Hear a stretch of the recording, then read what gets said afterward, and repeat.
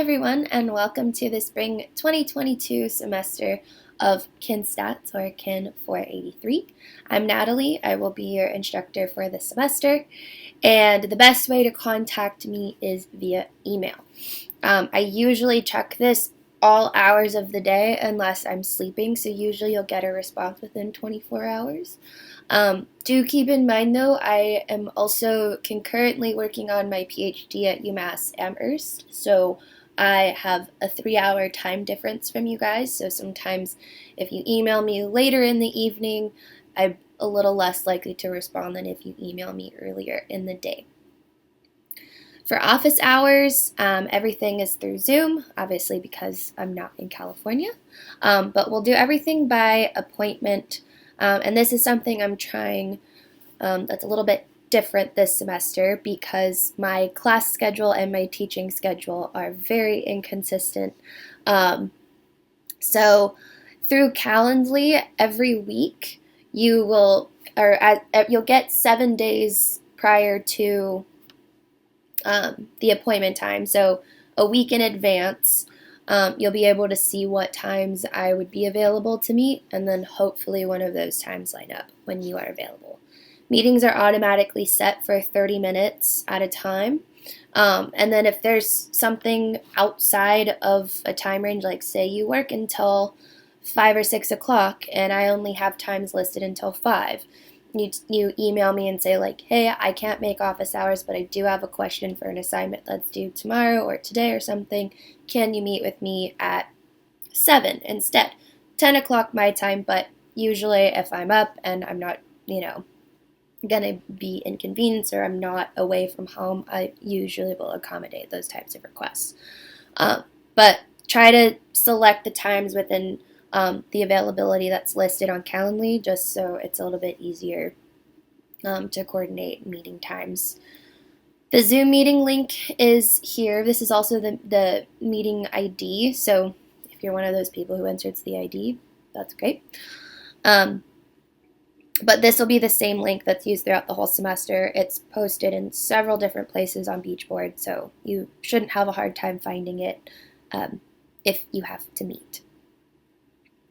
This class is completely asynchronous, so we don't have a scheduled meeting time during the week. That's kind of nice for you guys because you can self-pace and kind of take the class at your own stride and in how it works best with the other classes you're taking this semester.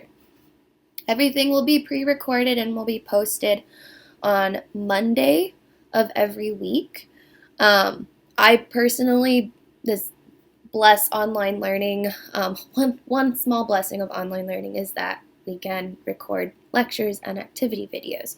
So that means you can start, stop, rewind, and replay the lecture or activities as many times as you like to. This is one thing that was super highly rated in the last several semesters that we've been doing online learning, so I don't think you're necessarily missing out as much as you think you might. I'm trying to turn this into a positive light because not everybody likes online classes, but everything will be pre-recorded. It'll be posted on YouTube. I do like to utilize YouTube playlists, so once you start, in a lecture video series, the next video should play if you're utilizing the playlist function. Prerequisites for this course should be 300, 301, and 312. They don't necessarily, we're not going to revisit topics that I'm like, how do you get a person's body fat percentage? So you don't have to know any formulas, but basic terminology that's associated with each of these topics is somewhat important because a lot of the data sets we're working with are kin related. So we'll have some examples of biomechanics, some of physical activity and health, some of motor control and learning, and some of exercise physiology. I'll leave you guys to read the general course description. Basically, we're learning how to create study designs in the kin field,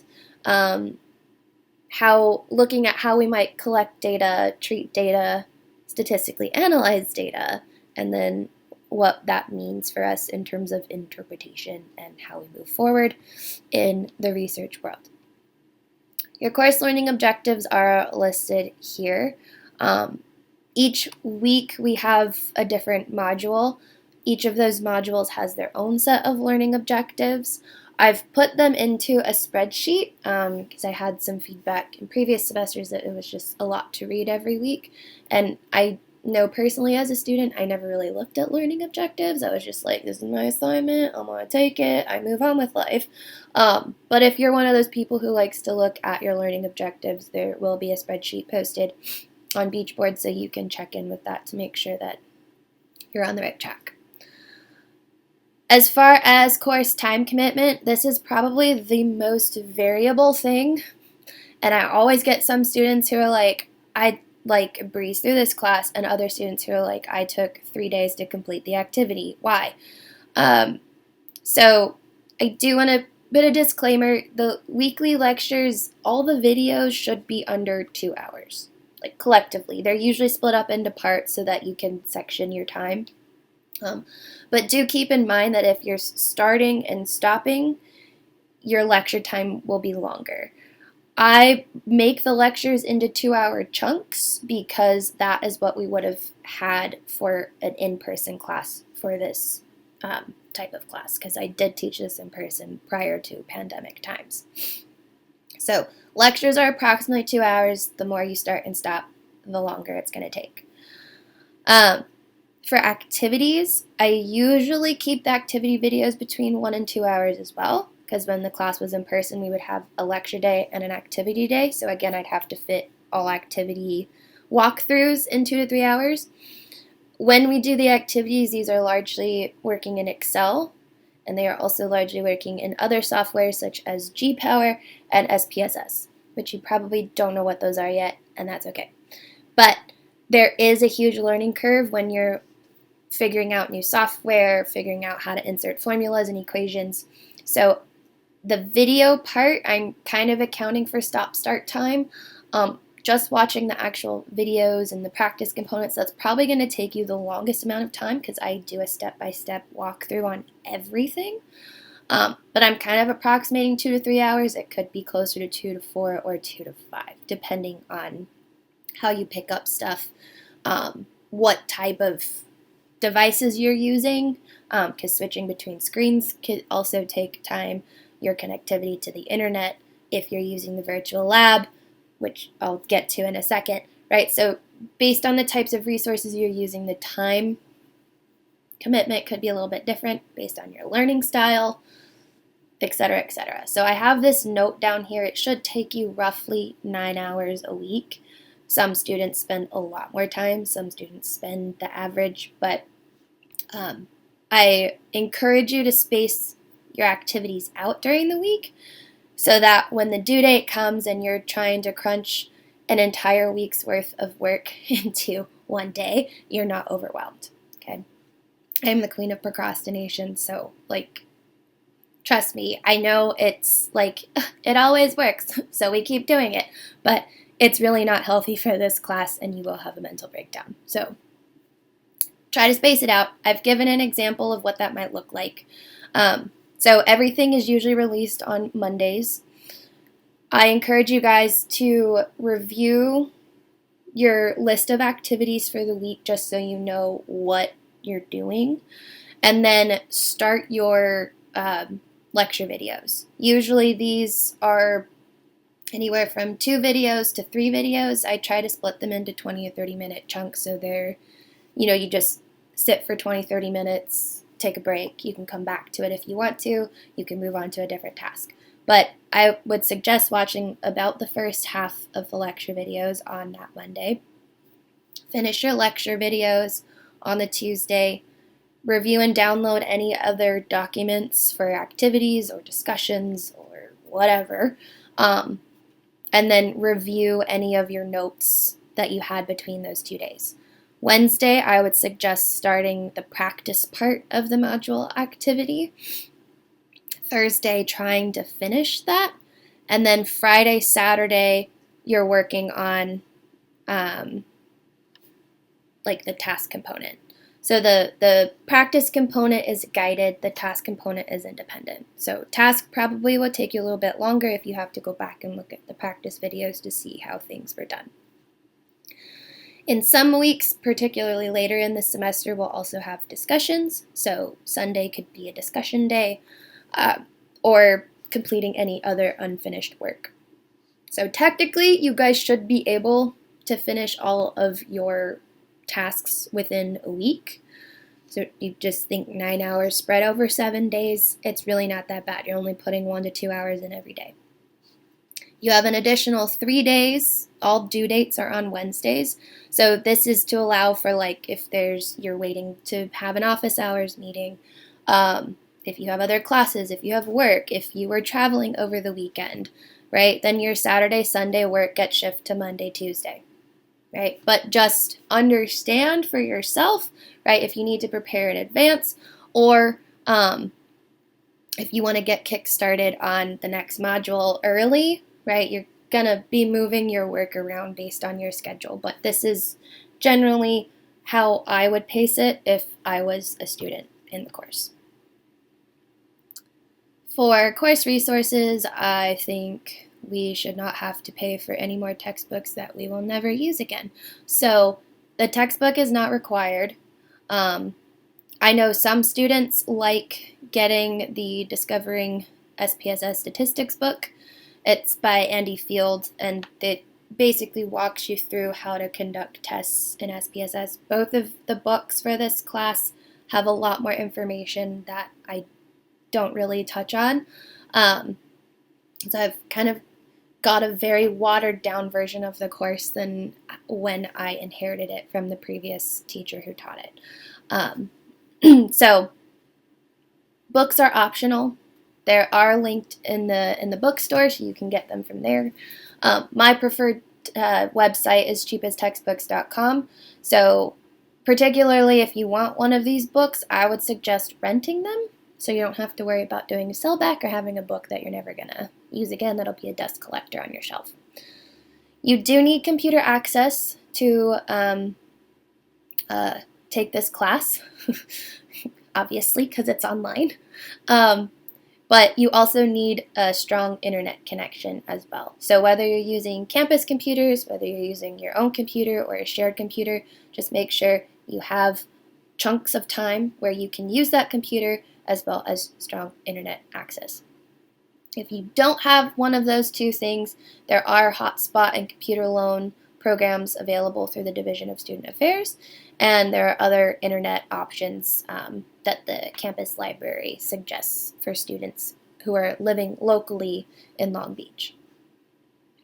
You do need Microsoft programs, okay, specifically some type of word processor. All of my PowerPoints are through Microsoft PowerPoint, so if you're using the PowerPoint versions, you might need PowerPoint. I also do post a PDF version if you use a tablet and you like to pop things into OneNote or just take notes on a PDF.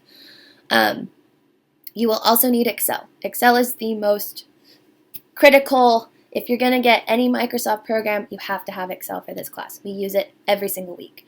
The online version is free for students through your Office 365 apps. However, there are graphing limitations in the online version. So, that being said, I do have an option for you guys to use the Student Virtual Lab. I don't know if any of you have used it before, so I made a video on how to get there. We use the Virtual Lab D, which is for math and statistics.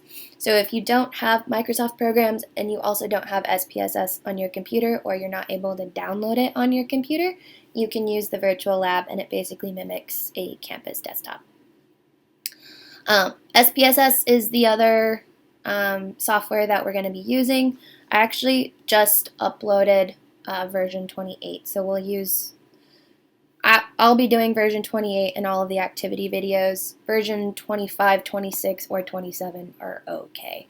SPSS is specifically made for Windows and Mac processing systems, so I did make a video on how you can find SPSS in the Software Depot, which is linked in your single sign-on page or your Microsoft Apps page.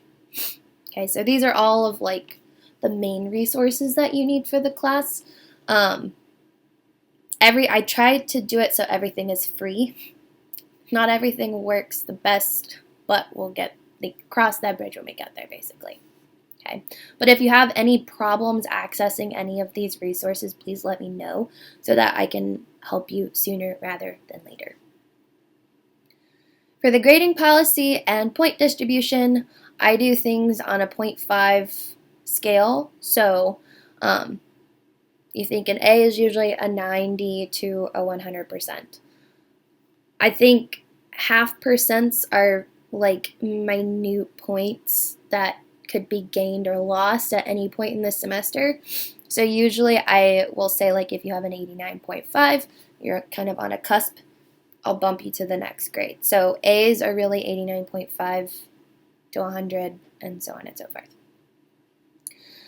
If you're not receiving a passing grade after the final drop date, you do have the option to convert your grade to credit, no credit, or you can file for an incomplete. I put the eligibility requirements for the incomplete. Both of these things usually have to be discussed with an advisor. Hopefully nobody gets to this point. I actually have a really great passing rate for this class where most students pass with an A or a B. You just have to put in the work. So it's not one of those classes where you just like, I think I'll, take some time for stats this week and then I get an A. You do have to put in your 9 hours and or more depending on your learning style again. And then most people pass. So fingers crossed that this class works out smoothly for you. I do post midterm progress reports, so at the kind of middle point of the semester, you should have a general idea of how you're doing. For our grade distribution, the percentages are a little weird.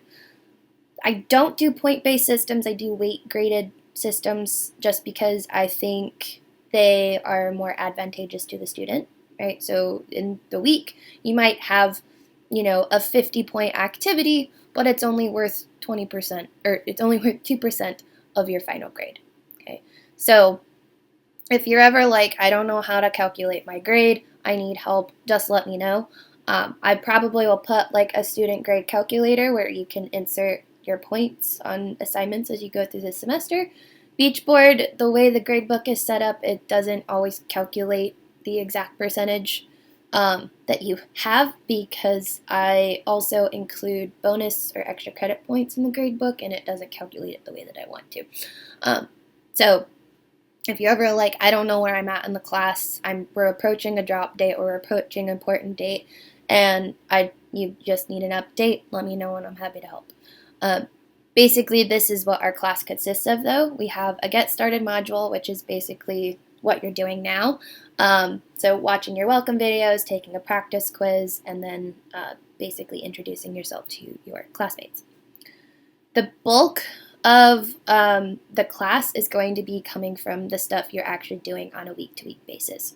So every week that we have a learning module, you will have an activity. You'll have a practice component, which is worth 2%. That's kind of just like a participation thing. Everybody should get 100% on those because I do everything with you. I do ask some critical thinking questions here and there, so, but the task part is completely independent. That's basically a kind of a copy of the practice questions, but with different numbers and different research scenarios. So activities are where you're going to spend the most of your time. In kind of the last 2/3 of the semester, we'll have discussions. I'll kind of touch base on these a little bit more when I go through the Beachboard navigation video because I think the layout there makes a little bit more sense. But basically, you'll be doing discussions in teams of 3, and everybody is going to make an original post twice. The other times throughout the semester, you'll just be responding to other people. We have a total of 4 exams, but only 3 count towards your final grade. So if you take exams 1, 2, and 3, you're happy with your exam grades, you don't have to take the final. Woo! Okay. The three exams, or the first three exams are going to be based on sections. The final exam is cumulative. So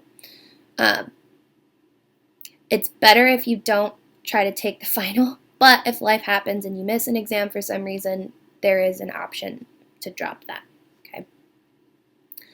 The last 15% of your grade is going to be based on a final project, which is kind of pulling everything in the class that you've learned into one little 3 to 4 page paper that you also will be working on in a group of 3.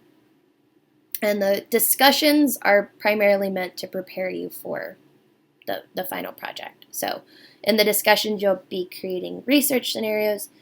In the final project, you do a baby lit review to inform some type of study design, and then you make a statistical analysis plan, a little bit of some methods, and it's a fairly simple write-up if you have done all of the other course materials. I have a description of each of the learning activities down here. So Get Started modules, just the syllabus quiz and the discussion board where you introduce yourself. Module activities, all of the practice components will be taken under the quizzes tab. So I go through the list of activities with you. You can take as many notes or whatever as you want. You can keep the video open and take the quiz simultaneously. The quizzes are not timed. You have unlimited attempts to get the highest score possible. But what it is, it's going to be a random set of 10 questions every time, so there's no guarantee you'll get the same questions each time you attempt the quiz. The nice thing about that is you can use it for practice and try to exhaust all the questions that you want. The highest grade is always kept though, so if you got a 10 out of 10, you retake the quiz, you got an 8 out of 10, the 10 score stays in the grade book. Okay. Once the due date passes for those, the quiz link will be locked unless you've talked to me prior to the due date about missing the deadline.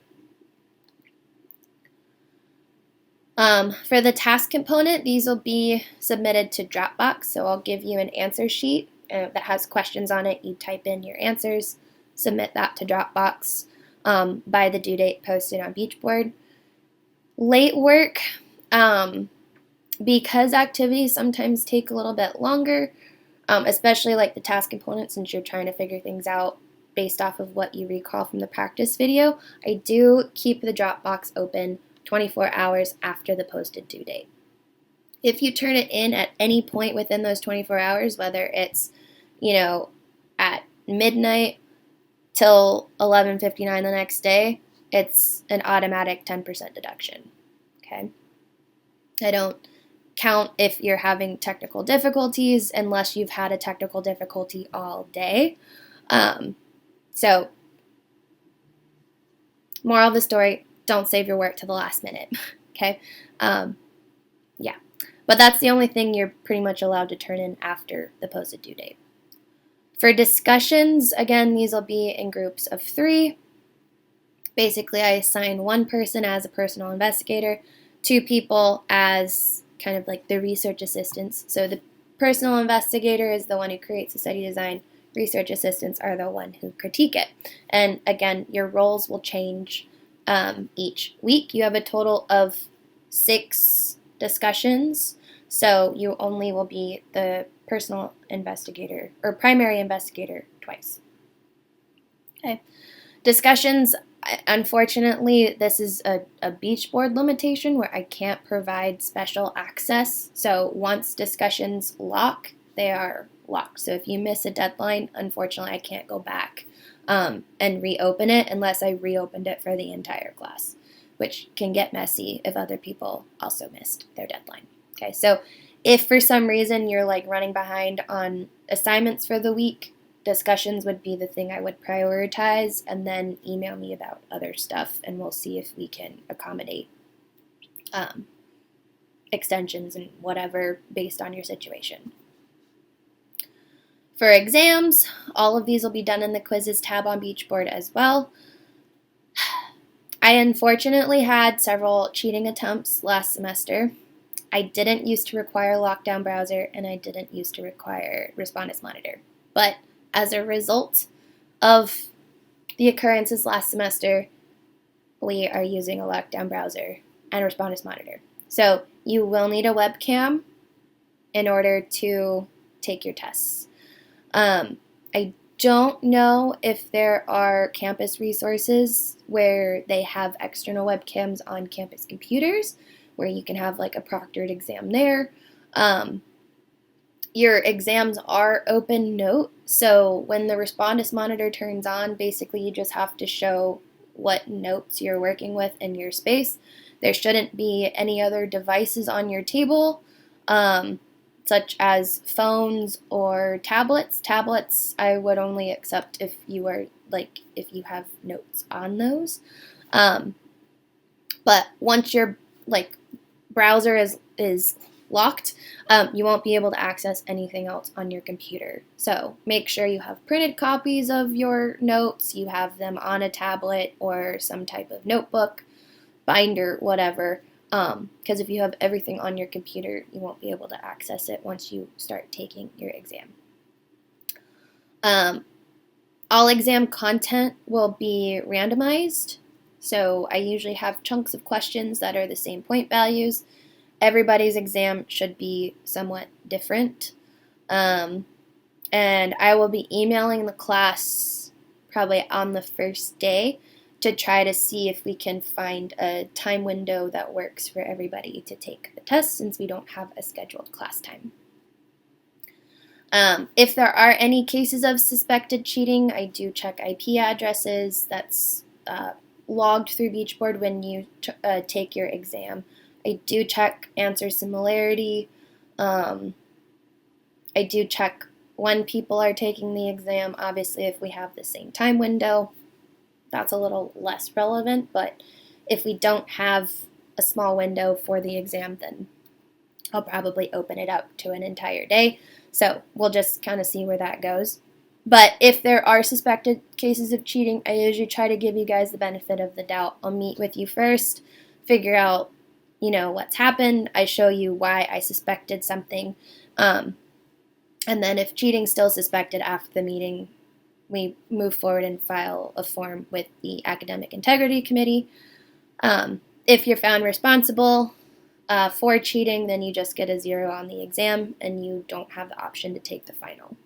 So it's an actual 0 that sticks with your entire grade. Okay? So just don't cheat, don't plagiarize, don't do any of that. Just remove all temptation and you don't have a problem. For the final project, this will be given to you guys kind of at the beginning of April. So you'll have a week to pick your group members, and then you have, I think, 3 weeks to put together a rough draft, which is basically just like a bullet list outline of kind of what you've been thinking of doing for your project, and then you'll have a week kind of to look at any feedback I give you to make your final adjustments on your final draft. So rough draft is 5%, final draft is 10%. And this will be due on the first day of finals week.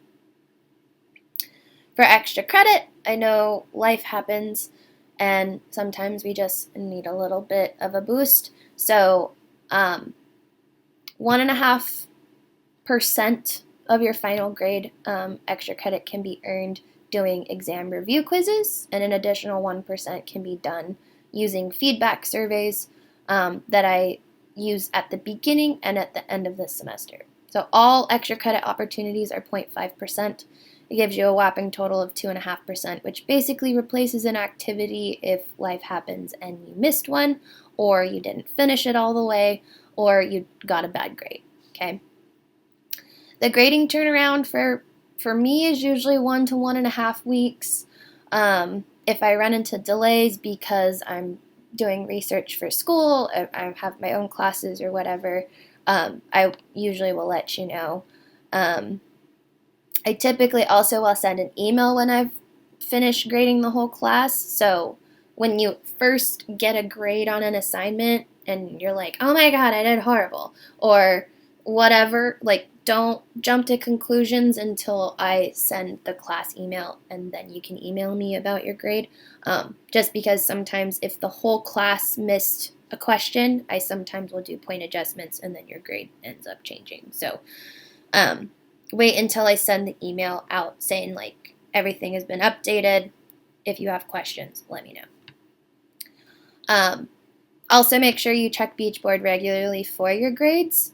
So if you're missing deadlines, if, I graded activity 1 in the first 3 weeks of school and you contact me on the, finals week saying, like, I didn't get a grade for this.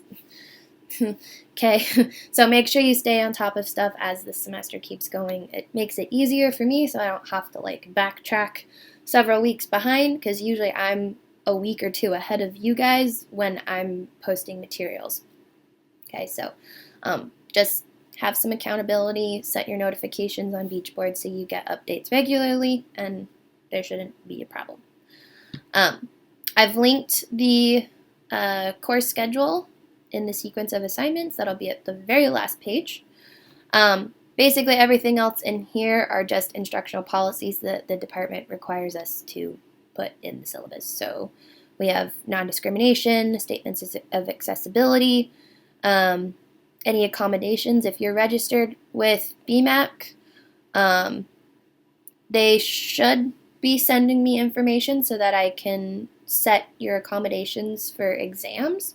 Since this is an online class, I do have to preface that I can't, if you have one of those accommodations where you have to have, like, a quiet testing environment, I can't technically provide you with that. So that would be something you have to talk with BMAC about to make sure you have all the accommodations you need. The best I can do is extending test time.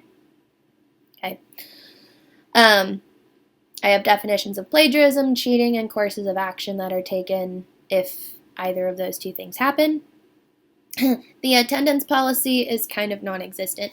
Mainly what this applies to is, this is the regular campus attendance policy, but what it applies to is due dates. So if you miss a due date due, like, let's say, obviously we're in a pandemic, you get COVID, you get sick, and you have a couple days out because you're, fatigued and it's just hard to live life. That would be a reasonable excuse for an extension, right? Any of these other reasons are all acceptable. I just have to ask for proof of the reason for missing. So, say you get in a car accident, just send me a picture of your car.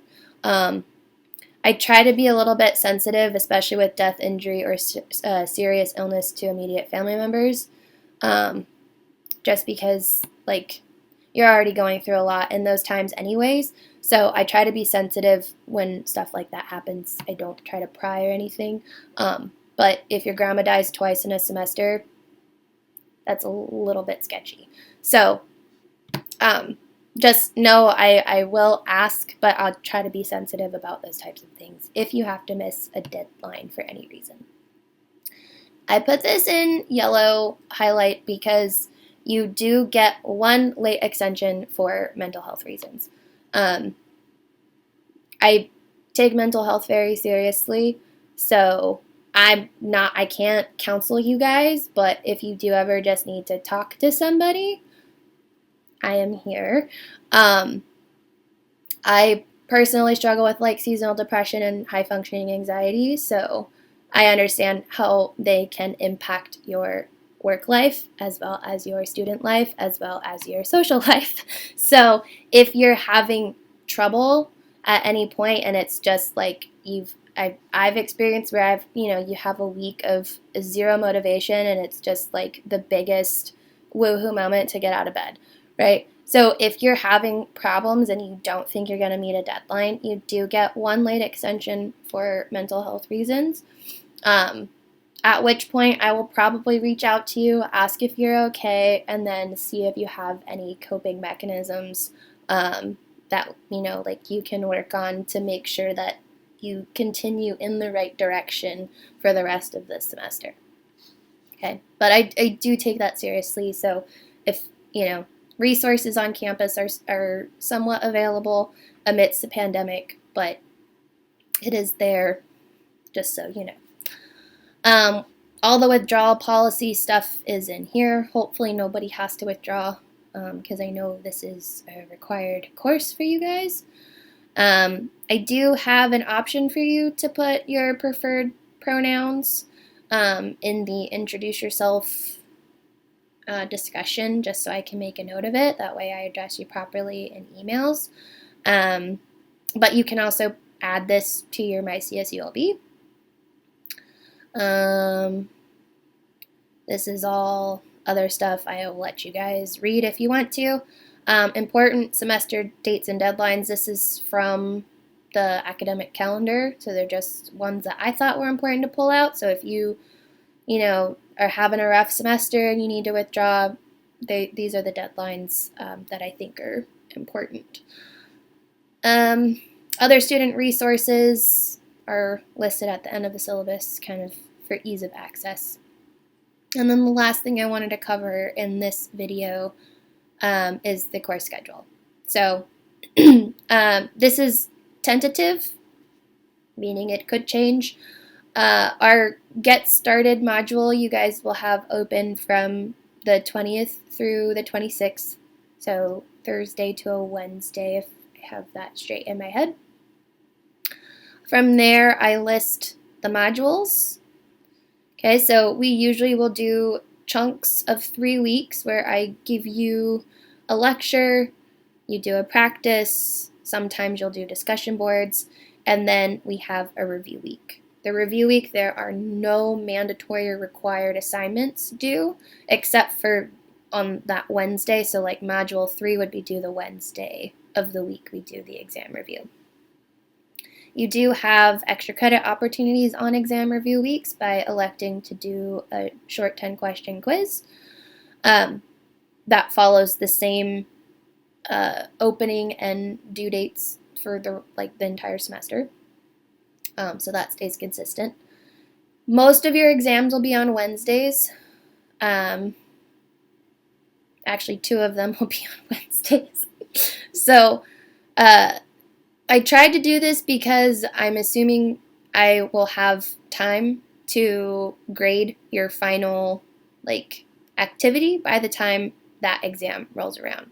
So usually I give a week for grading. So if you turned module 3, the last module in this section, on the Wednesday of the review week, then I have about a week to get that feedback back to you so that you can review it before you take the test the following Wednesday. Exam 2 will be right after spring break, and it will be on a Monday. I tried wiggling this to be on a Wednesday, but the course schedule ends up being really funky. So, long story short, I decided to do it on Monday instead. But you'll have plenty of time. You still have a full week to review. You've got some of spring break if you're somebody who studies over spring break, but just know you do have an exam the first day you come back. We then go into our last 3 modules. You get a review week for exam 3, and then exam 3 will be on Wednesday, May 4th. Final project will be due on Monday, May 9th. Final exam will be Friday, May 13th. I chose Friday specifically because usually people are done with finals by then. If this final exam date doesn't work for you, you are able to take the test early, but you just have to let me know ahead of time so I can change the accessibility options in Beachboard. Okay, if anything changes or any of this is likely to change throughout this semester, I'll let you know via Beachboard and email. So just keep your eyes peeled on your emails on a regular basis, and you're not going to miss anything. I know this video is on the longer side, but there is a lot to cover, and I try to give you guys as much information at the beginning of the semester rather than answering a bunch of questions at the end. So if you have any questions on this or need points of clarification, feel free to shoot me an email, and I can try to answer your question as best I can.